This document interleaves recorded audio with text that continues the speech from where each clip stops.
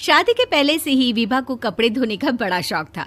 कभी नल के नीचे तो कभी तालाब के पास। अरे मेरी नीली वाली लुंगी नहीं दिख रही है। विभा की अम्मा, कहाँ रखी है लुंगी? अरे वो तो विभा ने परसों ही धोकर रखी थी आपकी अलमारी में, देखो वहीं होगी।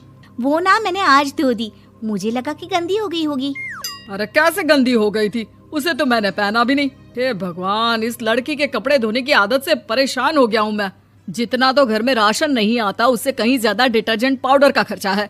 इसकी शादी करवा दो, शादी जाए अपने घर में ही करे काम, फिर चाहे घर के कपड़े धोने हो या पूरे गांव के।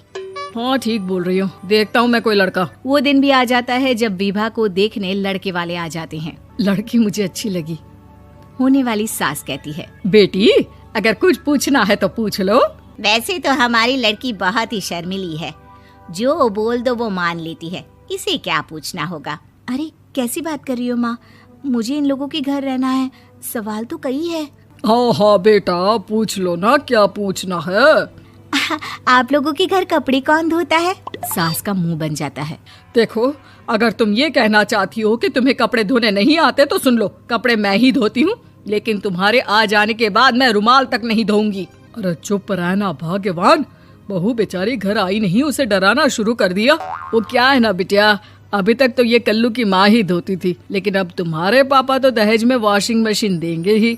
तभी विभा की माँ बोल पड़ती है, सवाल भी पूछा तो क्या। वैसे भाई साहब, मशीन की तो फिर भी कपड़े धोने की कैपेसिटी होती है, मतलब जो बिटिया दे रहे हैं ना विभा, इसे कपड़े धोने का बहुत शौक है। ये आप लोगों के क्या, आस पड़ोस गांव मोहल्ले सबके कपड़े धो दे और उफ तक ना करे। बाहर देखा नहीं आपने कितने कपड़े सूख रहे हैं, सब हमारी बिटिया ने ही तो धोए हैं। बस भी करो ना माँ, शर्म आ रही इतनी तारीफ सुनकर। और तो और एक दाग निकाल कर दिखाओ तो मान जाऊं। हाँ अच्छा अच्छा, माफ करना बेटा, मैंने गलत समझा। हमें तो रिश्ता बहुत पसंद है। और ऐसे जुड़ जाता है रिश्ता कपड़े धोने का शौक रखने वाली विभा का। उसकी शादी हो जाती है कोयला फैक्ट्री में काम करने वाले कल्लू के साथ। शादी के बाद अचानक विभा चिल्लाती हुई सास के पास आती है। सासू माँ, अरे सासू माँ कहाँ है आप? ये तो धोखा है, धोखा दिया आप लोगों ने मुझे। इसे ससुर के चक्कर के बारे में पता चल गया। अरे तो उसमें तुझे क्यों धोखा मिला है? अरे नल में पानी नहीं आता, कपड़े कैसे कब धुलेंगे? अच्छा अच्छा, तू पानी नहीं आ रहा उसकी बात कर रही है। तो आपने क्या सोचा? कुछ नहीं। अच्छा हाँ, तेरी माँ ने कहा था कि कपड़े धोने का शौक है तुझे, याद आया मुझे। शौक शौक बोलकर कपड़े धोने वाले मेरे जुनून को कम ना आके सासू माँ, कपड़ा धोना मेरा गुरूर है। तभी पति भी वहाँ आ जाता है। अभी अभी मैंने इसे सनी देओल की फिल्म दिखाई है, उसी के डायलॉग मार रही है माँ। अच्छा सुन, साफ साफ बता रही हूँ, पानी सुबह 4 से 6 और शाम को 10 से 12 आता है, समझी? विभा टाइमिंग सुनकर हैरान हो जाती है। ये क्या भूतों का मोहल्ला है? सुबह 4 बजे उठकर कौन कपड़े धोता है? 4 बजे टंकी में पानी जाता है, फिर सारा दिन धोना ना, किसने मना किया? अरे कैसी बात कर रही हैं? 200 लीटर की टंकी में कितने कपड़े धो लूंगी मैं, सुबह ही उठ जाऊंगी मैं। अब क्या था, विभा सुबह 4 से लेकर रात के 12 बजे तक कपड़े ही धोती रहती। एक रोज सास पड़ोस से निकलकर कहीं जा रही होती है कि साथ वाली कहती है, हाँ कल्लू की माँ, जरा ये बताओ कि 2 साड़ी है, 2 ब्लाउज और एक पेटीकोट और एक नाड़े वाला लंबा कच्छा। हाँ तो? अरे तो क्या, कितना लोगी धुलाई ये बताओ। धोबन दिख रहे हैं हम क्या?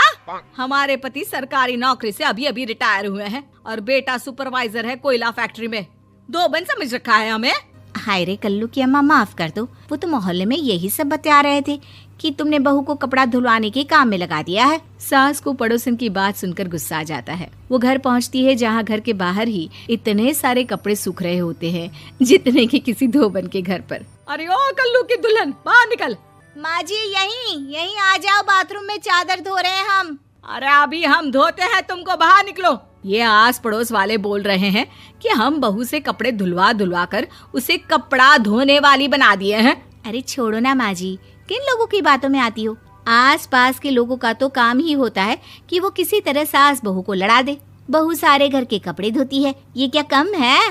बोलिए। सास को भी लग जाता है कि वो बहू का ये सनकीपन नहीं छुड़वा सकती, इससे अच्छा है कि खुद ही चुप हो जाए। एक रोज सास और बहू मंदिर जाते हैं, जहाँ सास की साड़ी वहाँ खड़ी भीख मांगने वाली से मिलती है। माँ जी क्या बात है, आपकी साड़ी उस भिखारन से कितनी मिल रही है ना? हाँ हाँ देखो तो, दोनों की साड़ी मिल रही है। क्या बात है कल्लू की अम्मा, तुम खुद को तो अफसर की बीवी बताती हो और ऐसी सिंपल सी प्लेन साड़ी पहनकर घूमती हो।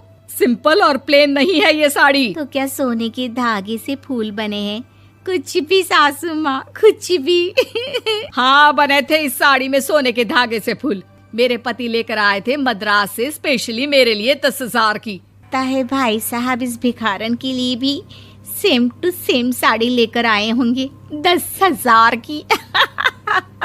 सास उस वक्त तो कुछ नहीं कहती, लेकिन बहू के साथ घर आती है और अलमारी से एल्बम निकाल कर लाती है। ये साड़ी देख रही है, ये वही साड़ी है जिसे मैंने अभी पहना था। इस साड़ी में ये जो चमकदार फूल दिख रहे हैं ना, ये सोने के धागों से काढ़े गए हैं।